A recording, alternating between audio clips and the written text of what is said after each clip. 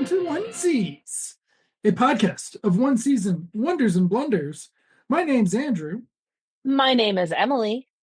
and we are discussing the 1978 or 9 at this point. 7. 7. Started in 7. This is 78. 78. We're just going to say 1978 because it's a little bit different of a show. Yeah. It's an hour long. So if you listen to last week's episode and listen to the numerous problematic elements of the show we found, the prospect of it, in addition to whatever is going on with the proto transphobia, there was also my comments about one Dick Benji. And I will say, and we're even going to get to talk about how standards and practices of the network gave them some good notes on Tim Thomerson's character. Richard Benjamin was good. He was not great. The things where he did the captain's log and he mugged for the camera, those were actually better than what he did in the first episode. Yeah. So everything was an improvement, but they found the right formula, or he found the right rhythm for how he wanted to do it. The director's different. It's not Buck Henry anymore.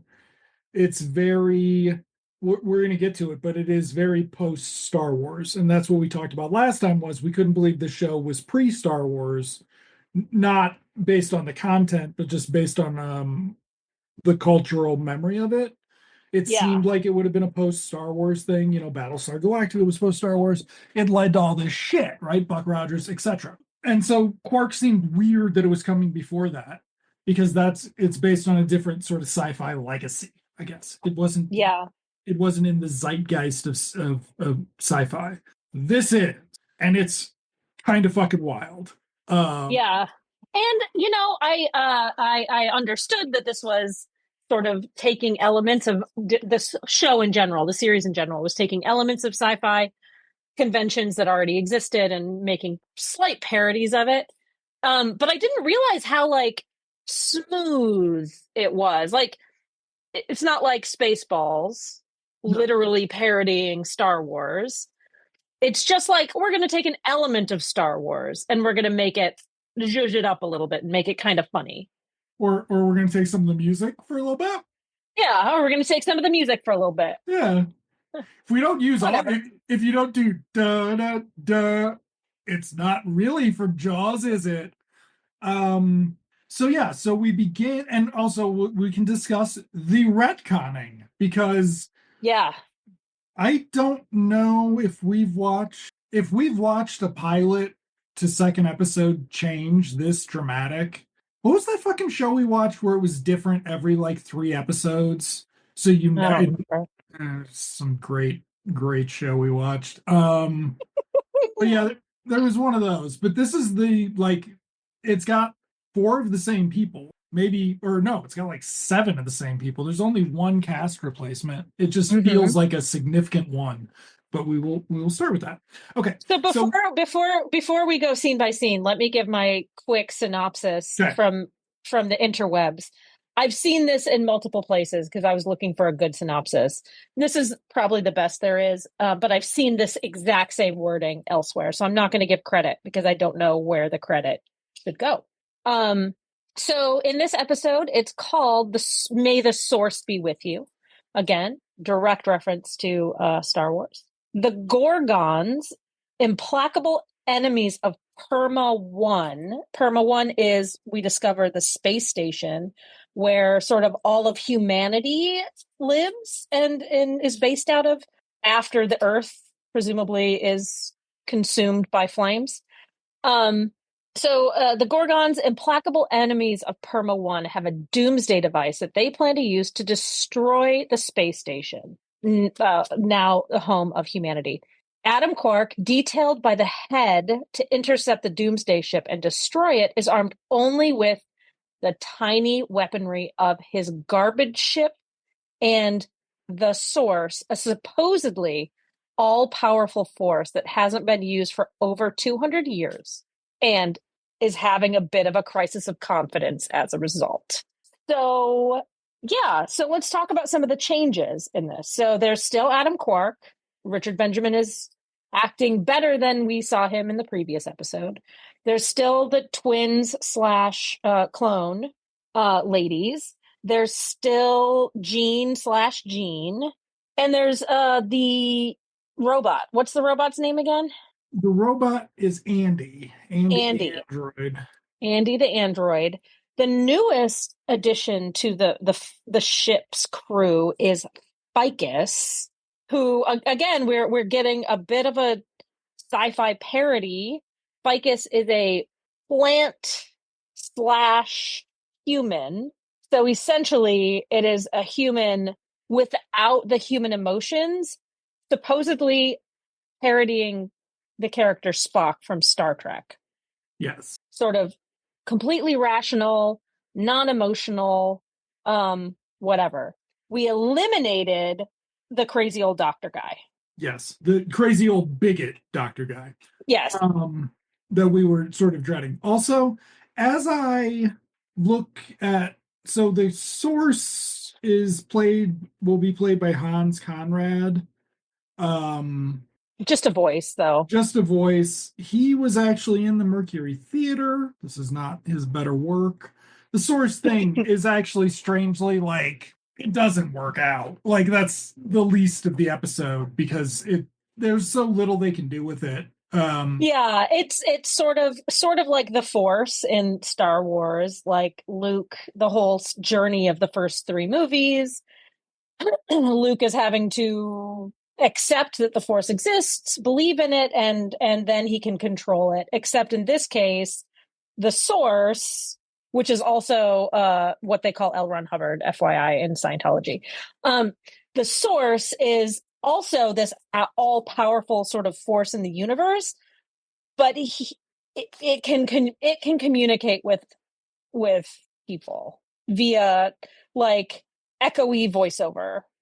And likewise they can communicate back. So this isn't like in Star Wars where you can like telekinetically like talk to people. That's not telekinesis, is it? No, telekinesis is when you can move stuff. Yeah, also because you're actually what you're doing when you're talking to people through the forces is you're tickling the metachlorians in their veins. So there are no metachlorians in the Quark universe. Which I feel like you just made a pass at me, and that's disgusting.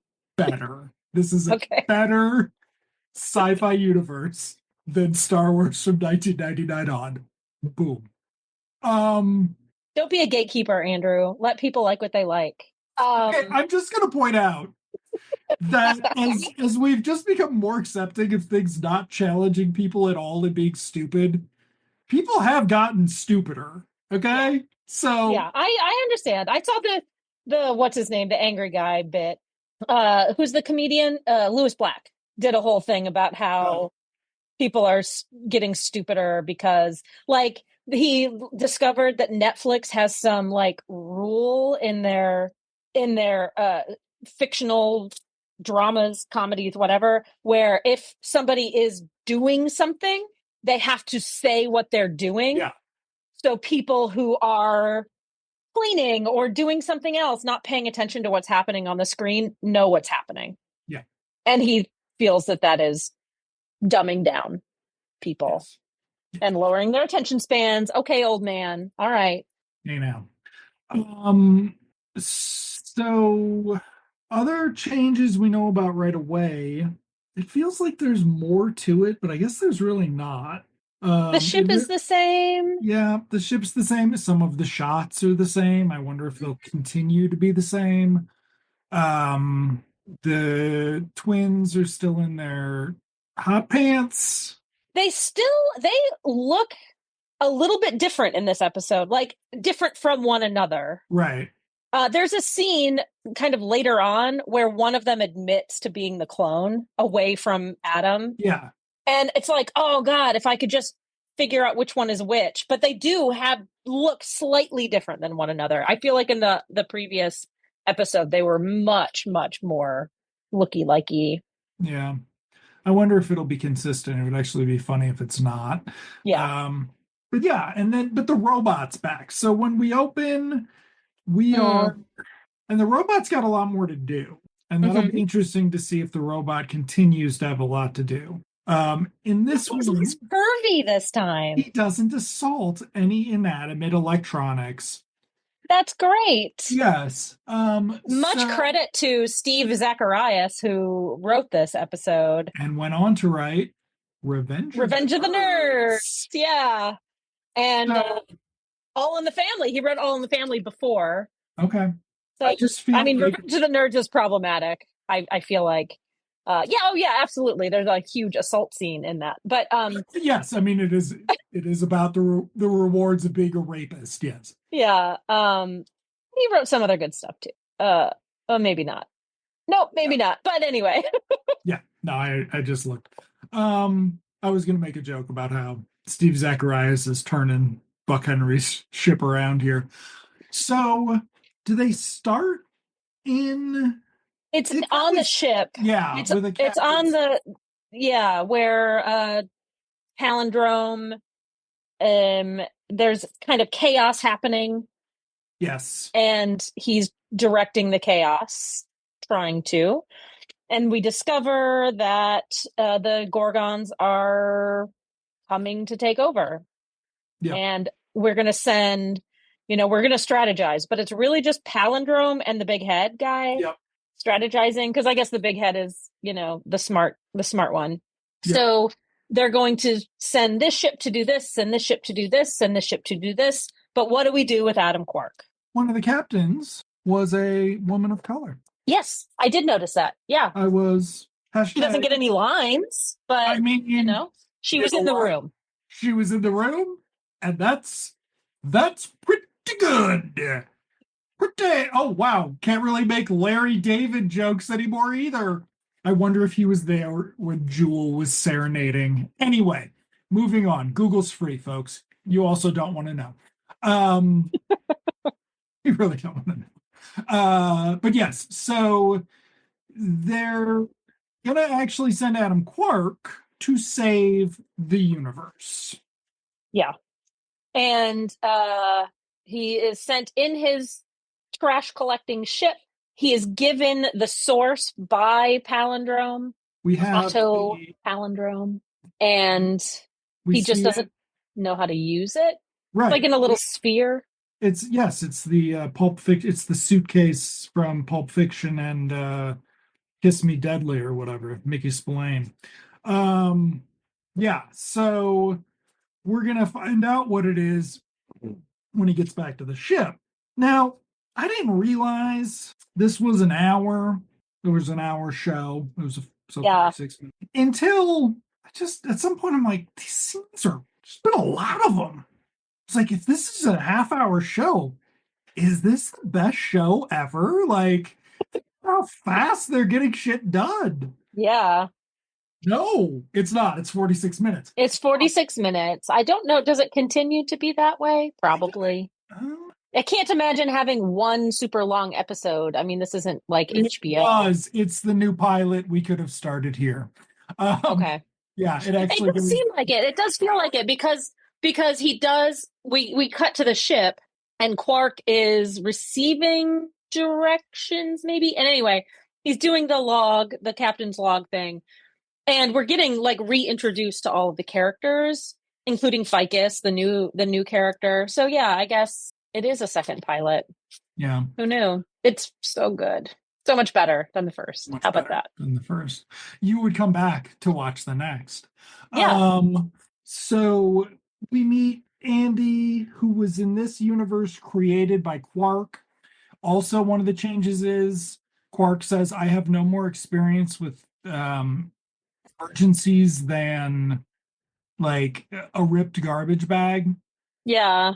He saved the universe before in the pilot, so maybe not. So that's different. But then he also created Andy, which is going to play in.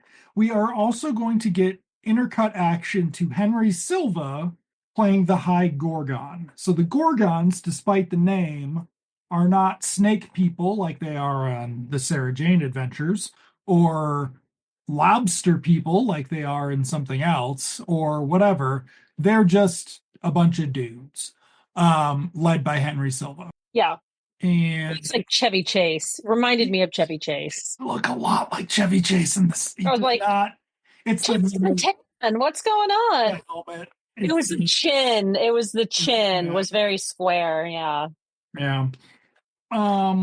Really good use of Henry Silva. Really good Yeah. use of Henry Silva. Quark and Kubrick.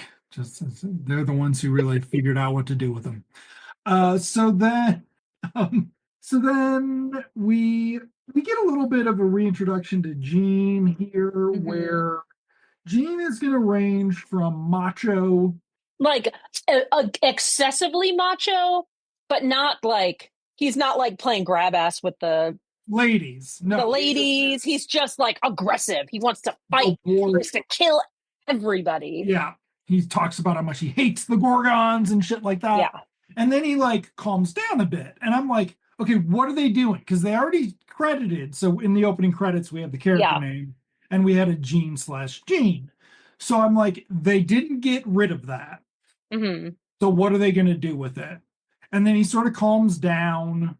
He He takes it goes down in the a few. shoe. So Adam Quark like tells him to settle down, walks through a door, and then Gene takes a slide pre-existing from the previous pilot down and suddenly is transformed. And instead of being problematically feminine, he's got a voice, which I don't know if that's his voice.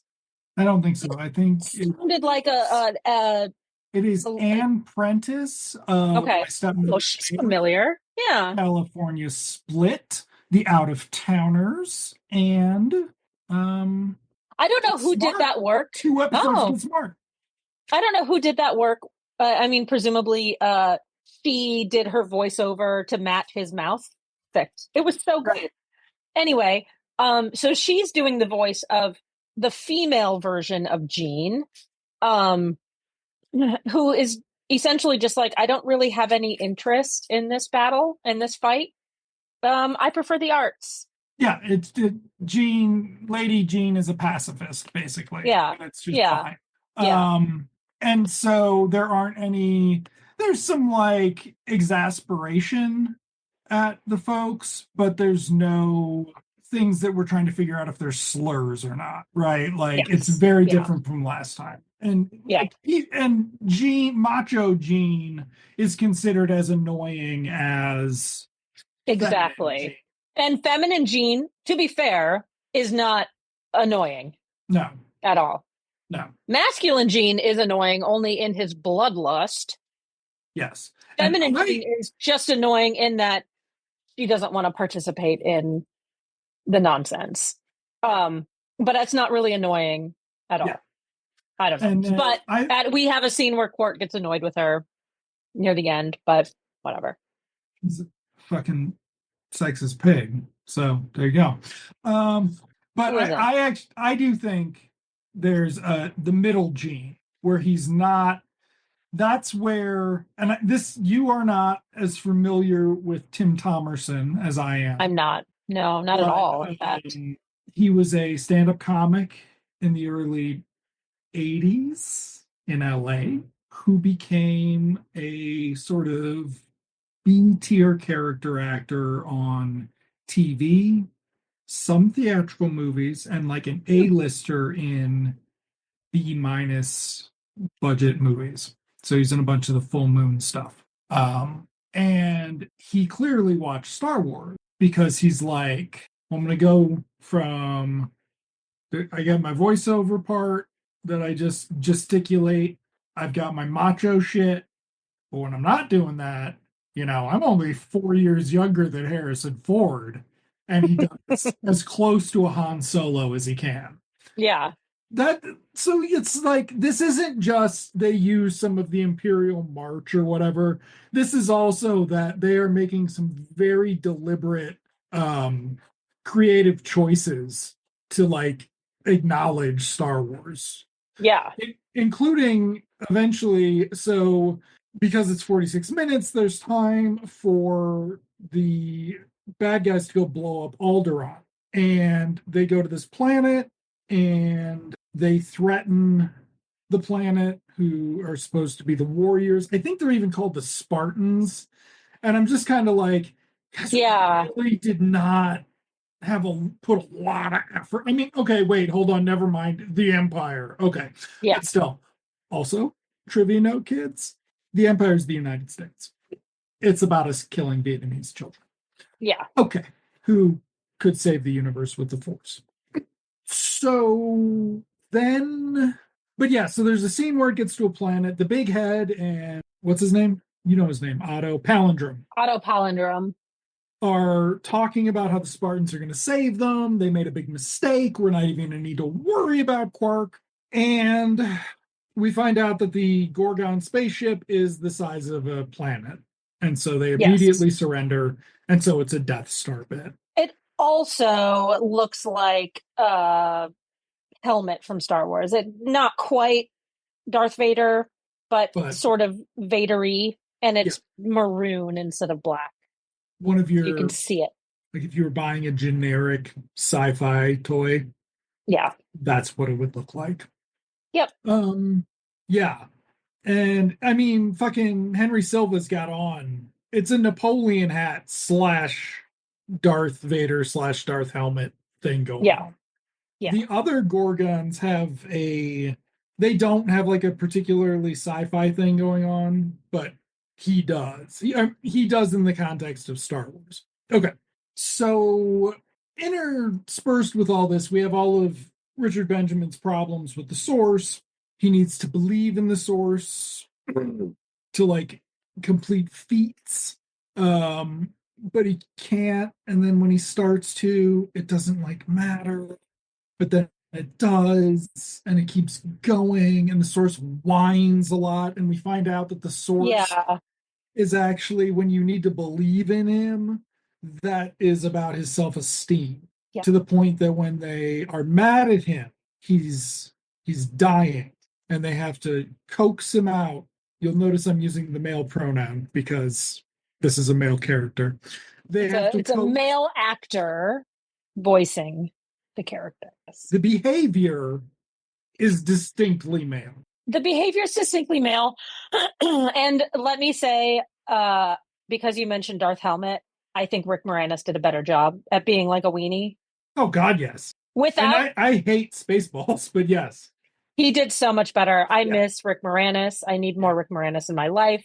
I have other comments, but I will not make them. I will say, the voice of this character on this show and the behavior seemed a tad bit anti-Semitic. Scotch, just a scotch.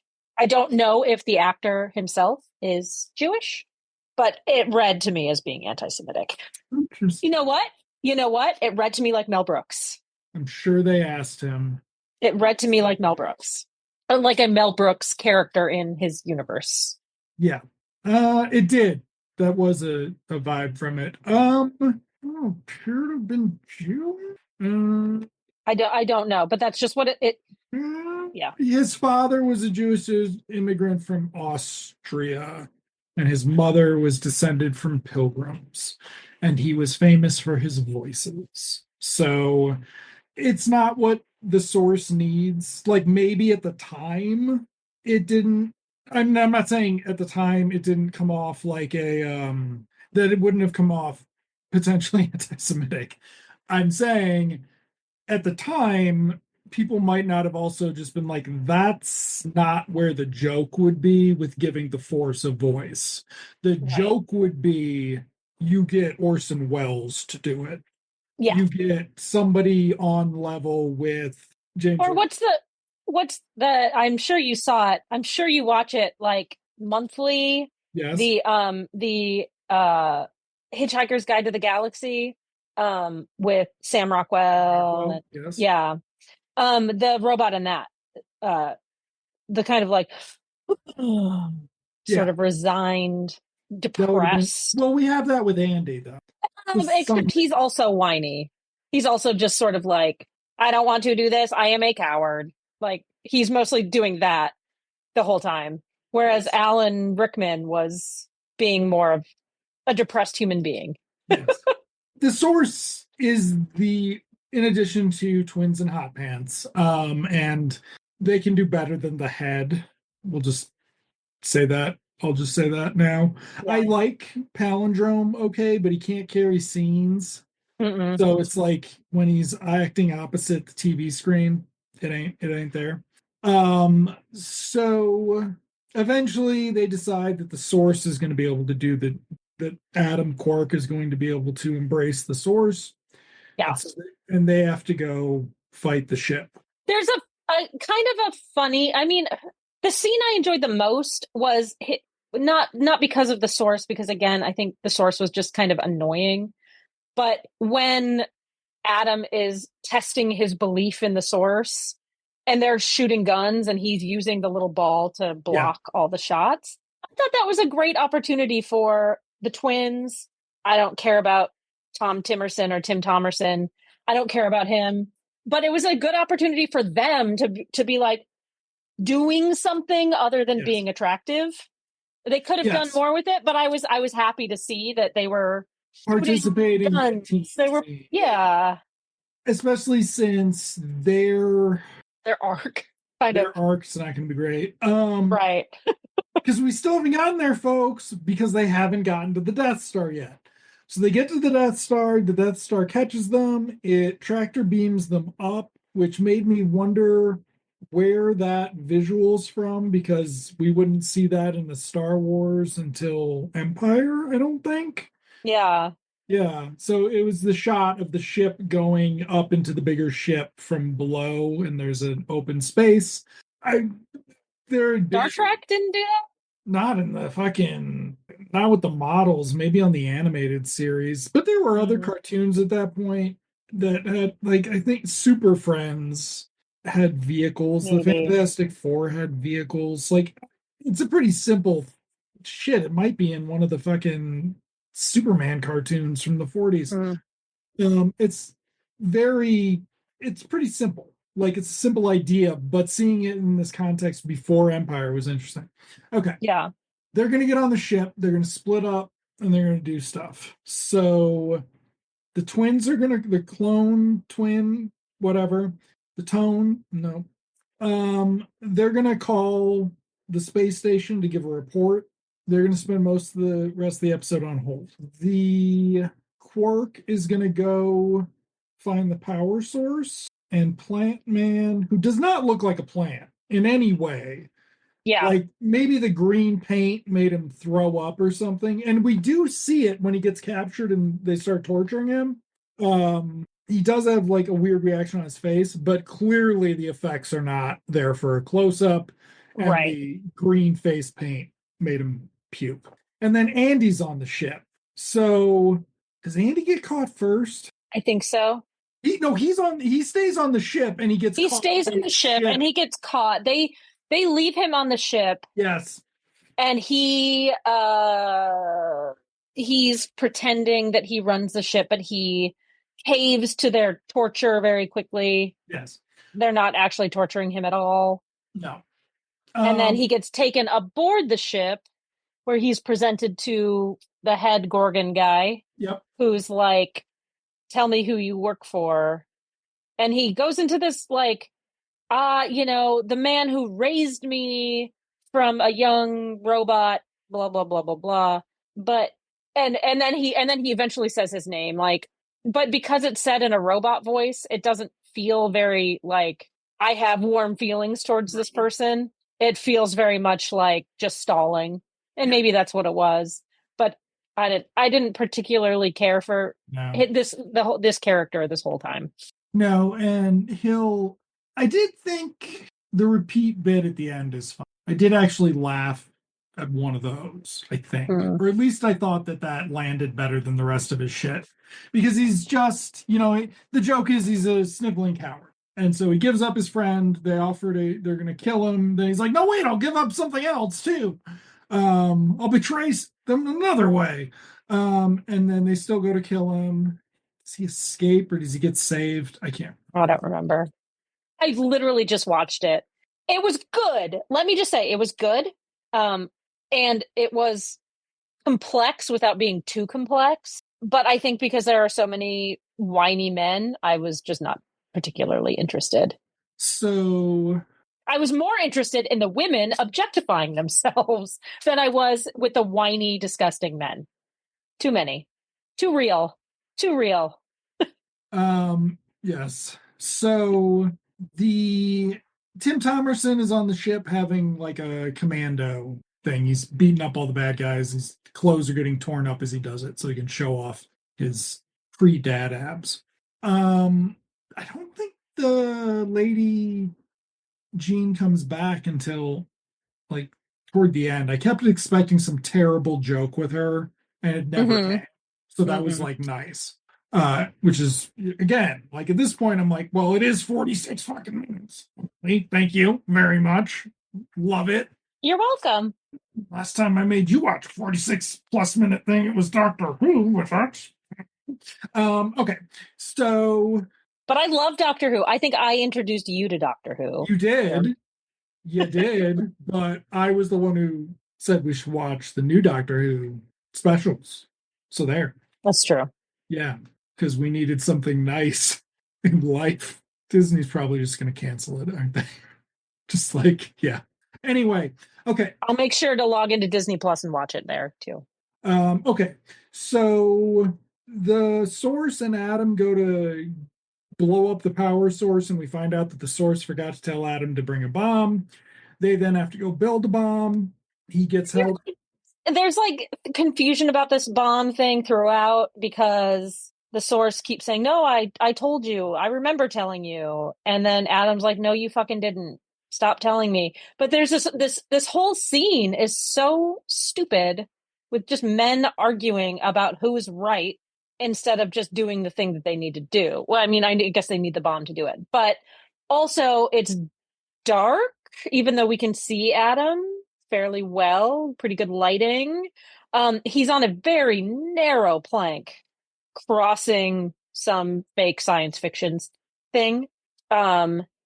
And it's kind of wobbly, and they're arguing. They're just bickering, and I hated it. I don't even know what happened. Like, I seriously was just like... He loses his vision for about 10 minutes. Okay. And so then Ficus is back, or like, I think it's Ficus. Shit, I don't know. It could be Tim Thomerson, but I think it's Ficus. I think it's Ficus, because Tim Thomerson's kind of on his own, doing his own thing. But Richard Benjamin has to save Ficus first, and then they start building a bomb of some sort. We get some fake science talk, but not the kind Emily likes. They go back to put the bomb in. We get a countdown from like 17 minutes. I was just like, oh yeah, that's right. You show. Why are you doing this to me? My favorite thing is if you fast forward to like the end, it's like this place is going to blow in 8 minutes, and then cut to them on their ship and it blowing up. It's like the last 8 minutes is like irrelevant. Yeah, there's nothing so interesting stupid. happens. Also, they're not in like warp speed. There's like nothing, so there's no way they got away fast enough to not also be blown up and by this. I'm sorry. I'm gonna have to hear from the ex. We're gonna check with Neil deGrasse Tyson. Okay. I don't believe you know about space explosions with starships. I think Can he be on our show? I don't He's know. Problematic. I mean, I thought it was like consensual. I thought that his issue was similar to like I think there's a power imbalance. Oh. And then there's a power imbalance. So we'll see. Maybe. Fingers crossed. I hope he can be on our show. Because you know what? It's never too late to do the right thing. That's true. Where the fuck did I hear that from? It's probably not relevant to this podcast. Wow. Somebody wants to get done with this 1 hour episode recap. No. Somebody just doesn't want to go down the hole of politics. Oh, no. I was just going to look up. Oh. No, I actually watched something in the last week where some guy has given up because of the bad things he's done. And the other guy says, you know what? It's never too late to start doing the right thing. And that's a fantastic story and completely unexpected. So Thank you for sharing. It was probably something from the 1970s too, because It wasn't Rob Lowe. so Emily likes doing that because she knows I won't do the Rob Lowe impression that I think she knows I want to do, where I impersonate a 50-year-old white woman explaining why what he did was okay. So we're not going to do that. Instead, we're going to talk about this excellent television show where I don't have a voice for it because I've never actually done it out loud, but I just like it's there. Maybe I'll hire one of them on Cameo to say all those things and then just like AI in the voice or something. Oh, ooh, I could just do it with AI and get it out of my system. Moving Beautiful. on. Shouldn't have got me on this rabbit hole because it just made me so mad right now. Well, you're off today. You can't be in a good mood all day. About how happy that piece of human shit is with the world right now. Nobody, I think they're all going to live to be as old as Kissinger. And that's all I'm going to say. That's my mind state right now. Is I feel like all we lose is good people. Yeah. And they're all going to live as long as Kissinger. Kissinger's as long as the evil can keep you alive. Moving on. 2. Back to the show. Do not distract me, please. I graciously request. Yes. Okay. Yes, sir. Continue, s'il vous plaît. I really don't remember this part of the episode because I was like, I don't care about remembering this. He gets his eyesight back because he believes in the Force or something. In the source. In the source. And the source is like, I could have given it back to you the whole fucking time, but you didn't believe in me. It should have been a kid. It should have been an annoying kid. It should have been the kid who joined the cast of Brady Bunch, Cousin Nelson. It should have been a whiny little blonde kid. Wasn't that Cousin Oliver? Cousin Oliver. And it should have been a character who was like translucent or transmaterial, insubstantial, like a hologram from Star Trek, Star Wars. I can't help. Cool. I can't help improving things. I can't help improving. Punch up. When did Cousin Oliver? Because he's like a trope, right? I mean, the Cousin Oliver trope is a thing. Did that happen? 73, I bet. Brady Bunch. Oh boy. We could do a Brady Bunch podcast on that. Nope. Okay. No interest. Okay. You can keep looking while I look this up, or keep talking while I look. Okay. So then I don't know. Is there even a fight between Quark and the Gorgon? Yeah, there's like a fight, right? Because he's like got the power of the source. Because he's got the power of the source, and like he keeps having to tell the source that he believes in him over and over and over to get him to actually help. And then what we did miss the twins having their scene. They're trying to communicate with the head. We need to talk about like that's the most. It's the most problematic. And it so the whole crew has been split up, and the Bettys are together. They are trying to just send a message to the head, to Palindrome, to somebody. And what is kind of frustrating about this is it's like a time waster. Like, I don't really know what the message is that they sent. I don't even remember. And it's the two of them standing together at a communications machine. Our friend Misty Rowe is not involved in this, but they're having to send a message. Is it interspecies or intergalaxy? Oh, it's interspecies, whatever, dumb, stupid stuff. And they're having to wait a very long time. They're on hold. So it's a joke about being on hold. And in the meantime, like a line forms, because this is a 1978. This is like a quote unquote payphone for all of you young listeners. Where frequently payphones, there would be a line, maybe not this long, but a line of people. And they're having to, like, for some reason that's really unexplained. At first, it makes sense. Pretend not to know each other, which I thought was actually kind of funny. Like, the one is like, oh, I'm your clone. This is where she identifies herself as the clone. She's like, I'm your clone. We look identical. People are going to know that we're together. And that actually would have been the best bit in the Yeah. episode if they'd done it. Like if they'd Yeah. actually done a fucking full Chico and Harpo bit about that, it would have been the That would have best been, episode. it would have been great. Instead, they don't even I think like you mean Groucho and and Chico. Harpo. You think I think it's Harpo would Harpo. be in that bit? I think it was Harpo in that bit. I Dressed up didn't like think Groucho the Mirror? I The wasn't thing where actually, but yes, it actually wasn't what I was referring. I was just oh generally suggesting that this would achieve a level of Marx Brothers and okay. I didn't have a specific. I see. I didn't have a They're specific. double act. Yes, They're double act. the Yeah. double. Okay. They could have done a double act, which they don't do. Which they don't do, except they're also dressed identically, which makes it that much more difficult to deny knowing somebody. They're also that was funny. Yeah. And they do it when somebody approaches, when a Gorgon approaches them and asks them, "Hey, do you two know each other?"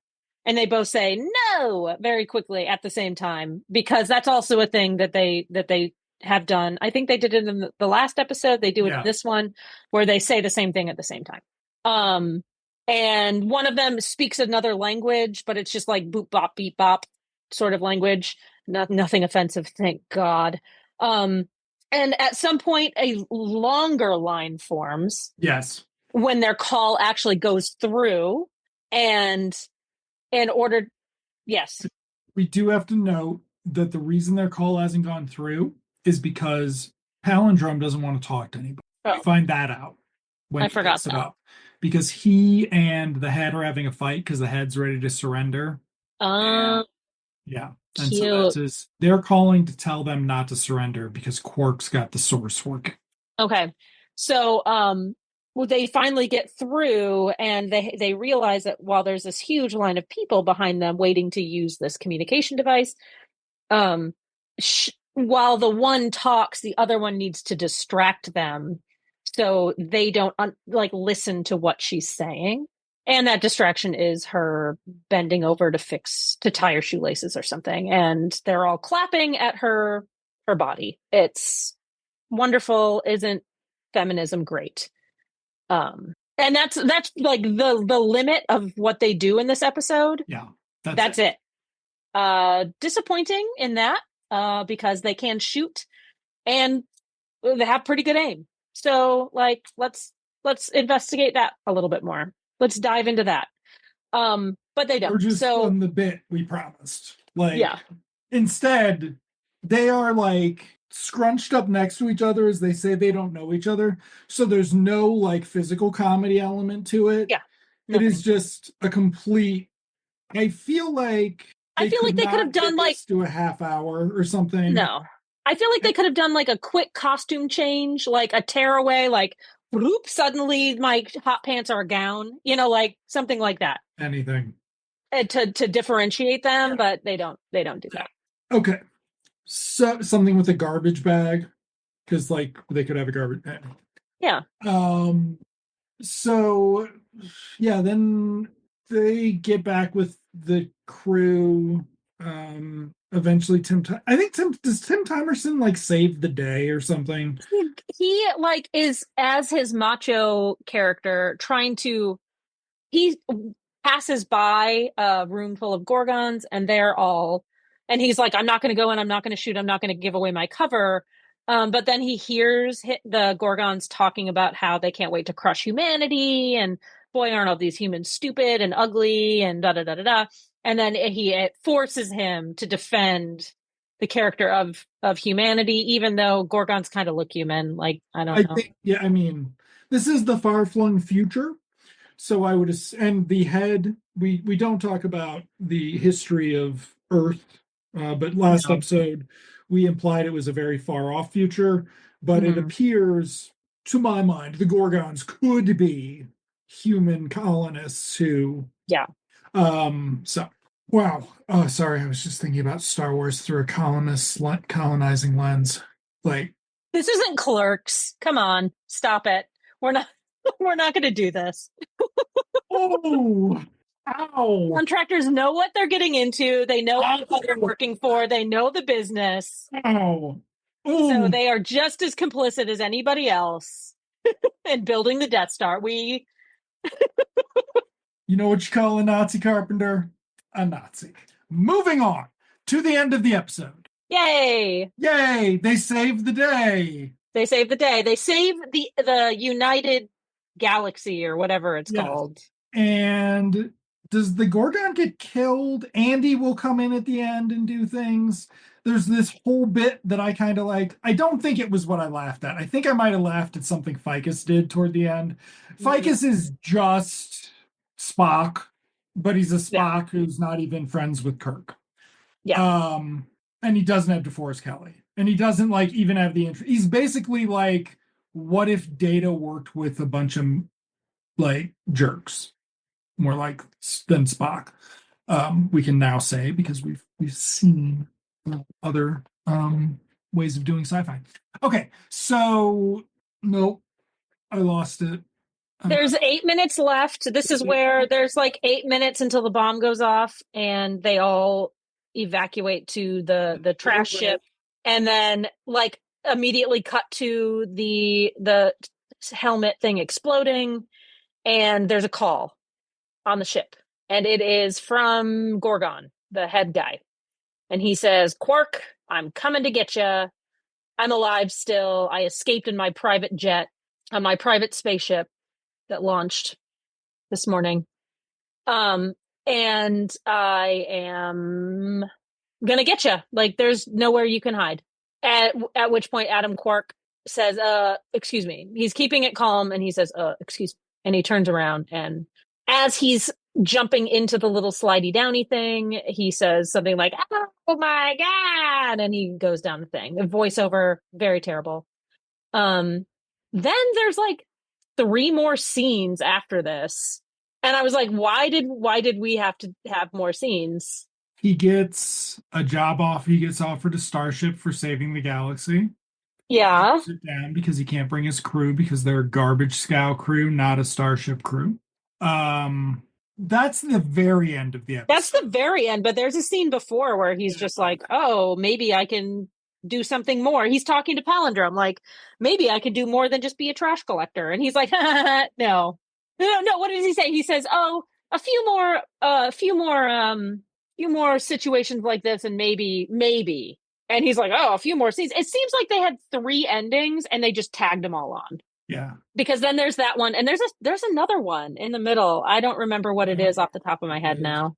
But anyway, he turns down the job offer, the promotion, because he can't take his crew. And then he's befuddled. Like, why?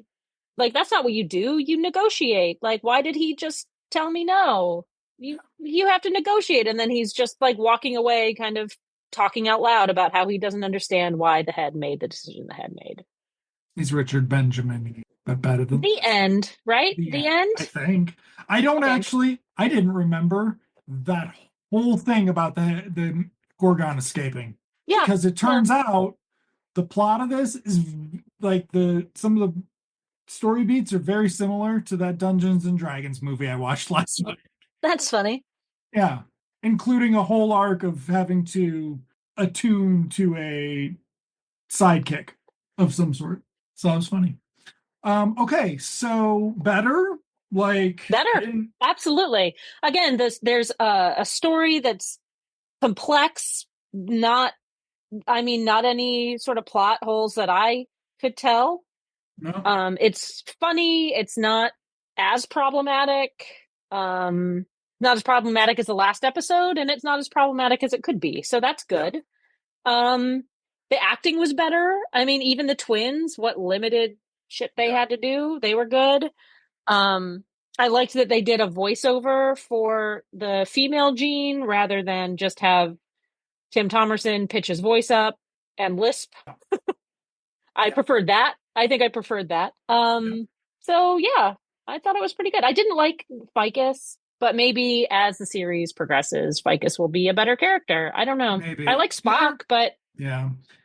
In the 70s, especially Hot Spock. I love Hot Spock. Which one is? But he's problematic. He's problematic too. Zachary Quinto. Yeah, isn't he problematic? Yeah. Yeah. Don't. I don't think it's. I don't think he like wrote a letter of support for Danny Masterson, but I think he's not. I think he's not great. There's also the other hot Spock from the new. You should check out the Brave New World Spock to see if Why wouldn't you use like an elf? Anyway, um, going Oh back yeah. to there you go. In the mid to late 60s, probably mid 60s, because like it's sort of like Charlton Heston, but like sort of the Planet of the Apes 2 with James Franciscus coming in to just be this other blonde guy. You just had these good-looking blonde guys. Hmm. And then some of them weren't quite as good looking, or they were good looking in the sort of bad men, bad skin sense.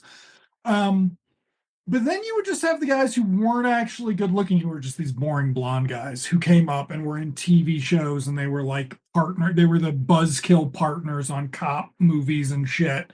And that's what Ficus is giving. And it doesn't bring anything. So, because there's a character who's just as literal as Ficus in that Dungeons and Dragons movie, and he's played by one of the hot dudes from Bridgerton, which I know gets your no. Never Okay. seen it. I sort of always assumed that you were a secret Bridgerton fan. Never seen it. Wow. Okay. Cool. Anyway, that was Cool. cute too. Go watch that So too. Hot Okay. Spock in Brave New World Star Trek is Yeah, Gregory Peck's grandson. there you go. So that's cool. That's what I learned.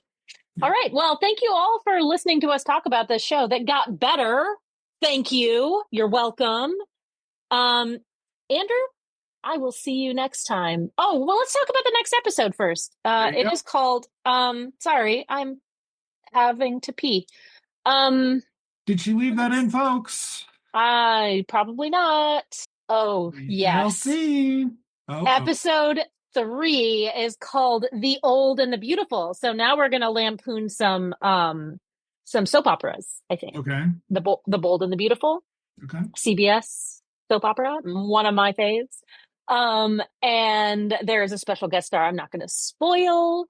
You'll just have to wait and see. Andrew, I will see you in television land. See you in television land, Emily.